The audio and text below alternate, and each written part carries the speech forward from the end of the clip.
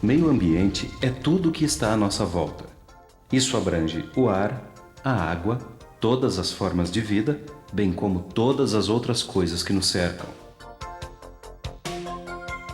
Nós, os seres humanos, estamos constantemente alterando o nosso meio ambiente. Muitas espécies de animais e plantas já deixaram de existir devido a essas alterações. Em nome do progresso, consumimos os recursos naturais como madeira, ar ou a água, imaginando que por serem muito abundantes, jamais irão acabar. O nosso comportamento não é muito lógico. Jogamos lixo e esgoto nos rios e então captamos a água dos rios para o nosso consumo. Diariamente, poluímos o ar que ainda vamos respirar, comprometendo a nossa própria qualidade de vida.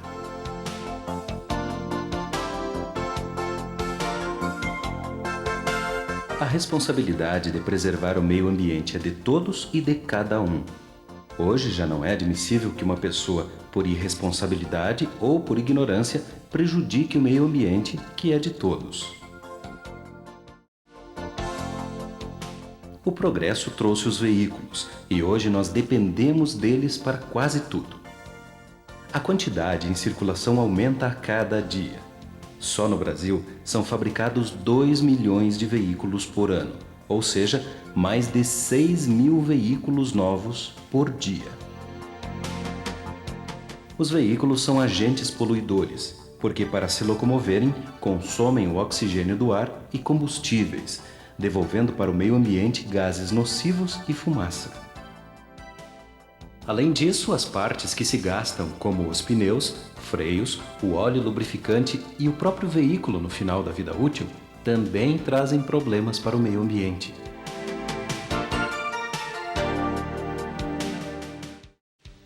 Os gases emitidos na combustão variam conforme o combustível utilizado. Os veículos movidos a gasolina emitem gás carbônico, monóxido de carbono, vapores de gasolina, vapores tóxicos resultantes dos aditivos. Os veículos movidos a álcool eliminam gás carbônico, monóxido de carbono e aldeídos. Os veículos movidos a óleo diesel emitem gás carbônico, monóxido de carbono, diazina e sólidos em suspensão. Qualquer queima produz gás carbônico. Isso inclui as queimadas, a queima de lixo e, obviamente, todos os combustíveis. Além disso, ele também é produzido pela respiração dos animais, plantas e micro-organismos. Apesar de não ser tóxico, o excesso de gás carbônico na atmosfera é responsável pelo efeito estufa, um fenômeno que está aumentando a temperatura média da Terra e provocando alterações indesejáveis no clima em todo o planeta.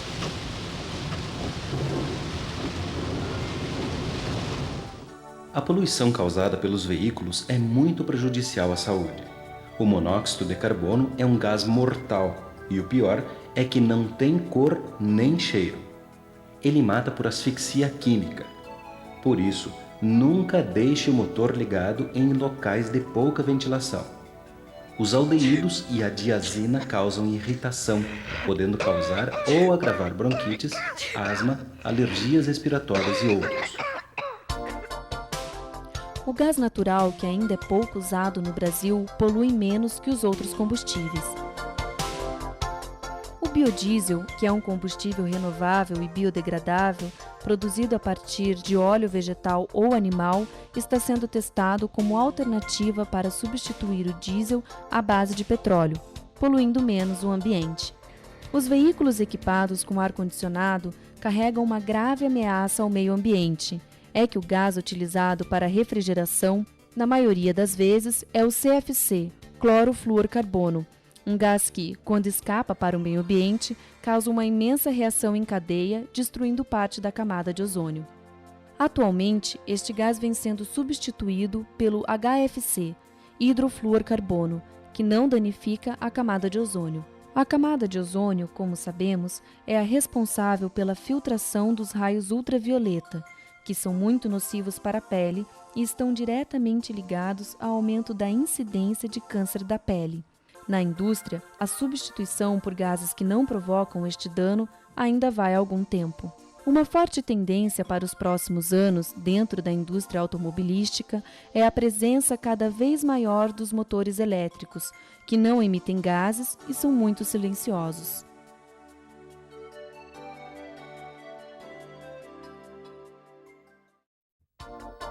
Calcula-se que as indústrias e os veículos lançam milhares de toneladas de sólidos no ar.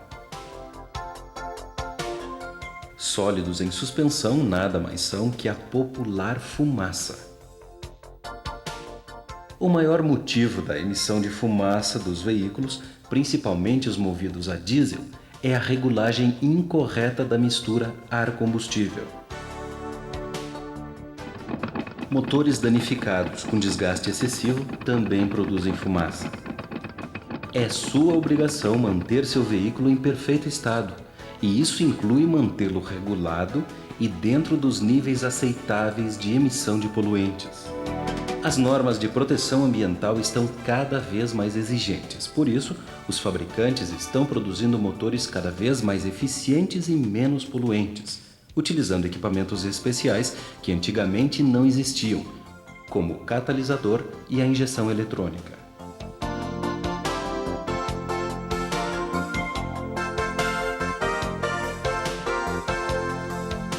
O óleo lubrificante é muito poluente e de difícil degradação. Por isso, devemos evitar a troca de óleo improvisada e caseira. A troca deve ser feita em postos especializados que destinam o óleo usado para ser reciclado. A poluição sonora provocada pelos automóveis reduz a qualidade de vida. O Código de Trânsito prevê os limites toleráveis para os níveis de ruídos que são medidos em decibéis.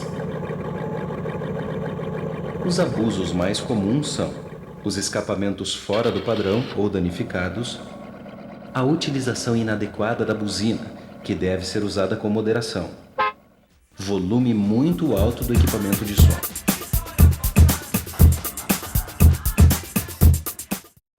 O lixo abandonado ou lançado no meio ambiente é extremamente danoso.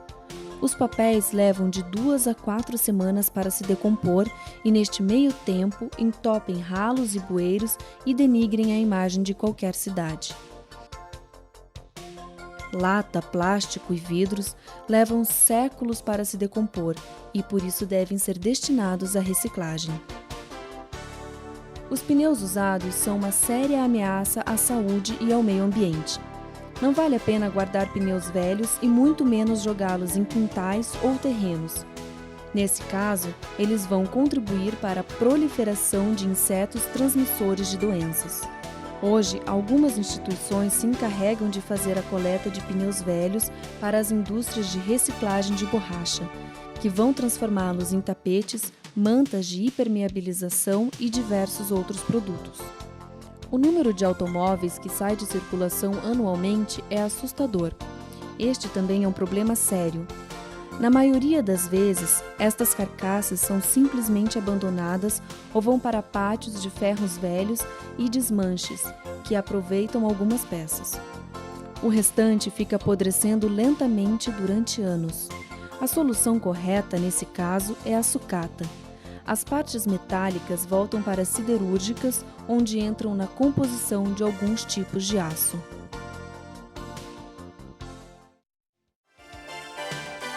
Agora você já tem os conhecimentos básicos sobre como os veículos podem afetar o nosso meio ambiente.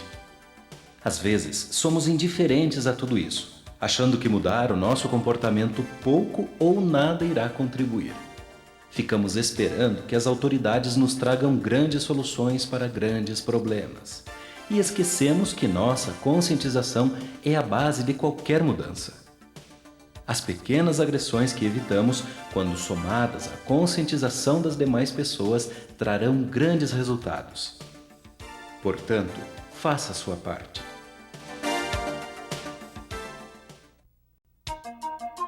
Quem está aprendendo ou reciclando seus conhecimentos sobre o trânsito passa por 5 assuntos principais: legislação, direção defensiva, mecânica básica, primeiros socorros, meio ambiente e cidadania. Você deve ter notado que existe algo em comum em todos os assuntos. Todos eles têm como objetivo preservar a sua segurança e a segurança das demais pessoas. Portanto, quem cumprir a lei automaticamente estará dirigindo defensivamente e vice-versa. Optamos por viver em sociedade porque não somos capazes de produzir tudo o que necessitamos individualmente. Contribuímos para manter estruturas sociais que atendam às necessidades comuns a todos os indivíduos, como, por exemplo, a geração e distribuição de energia elétrica, o sistema de tratamento de água, a abertura, pavimentação e conservação de vias, a coleta de lixo, educação, saúde e tantas outras. Por outro lado, como cidadãos, somos remunerados quando produzimos bens ou serviços úteis à sociedade. A vida em sociedade nos dá uma série de direitos.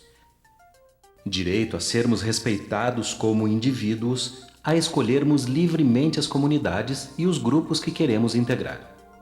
Também temos direito à segurança e a todos os demais benefícios sociais. Em contrapartida, temos o dever de preservar o bem comum, ou seja, devemos respeitar o que é melhor para todos. Sem esses direitos e deveres, que são determinados pelas leis e códigos, a vida em sociedade seria impossível. Na prática, isso quer dizer que estamos sujeitos a punições toda vez que o nosso comportamento for nocivo para nós mesmos ou para a coletividade. O trânsito é um complexo sistema do qual todos nós dependemos diariamente para nos locomover ou para circular as mercadorias que produzimos e consumimos. Nosso comportamento no trânsito é regido por um conjunto de leis que formam o Código de Trânsito Brasileiro. Ele prevê infrações, multas, penalidades e nossa responsabilidade civil e criminal sempre que colocamos em risco a nossa segurança ou a segurança das demais pessoas. Por exemplo, um motorista que avança o sinal vermelho não está apenas infringindo uma regra de trânsito. Ele, na verdade, está ameaçando a vida de outras pessoas e está violando o direito que estas pessoas têm de um trânsito seguro. Infelizmente, tiveram que ser criadas punições mais severas, como a suspensão do direito de dirigir ao atingir 20 pontos no prontuário no prazo de 1 ano, porque as violações individuais sobre o direito das demais pessoas tomou proporções alarmantes com consequências trágicas, como a elevação do número de acidentes e mortes no trânsito. O trânsito hoje é muito mais que um conjunto de elementos mecânicos. É no trânsito que algumas pessoas descontam suas frustrações e problemas pessoais. Além disso, o trânsito é palco de desrespeito, provocações, demonstrações de superioridade e violência.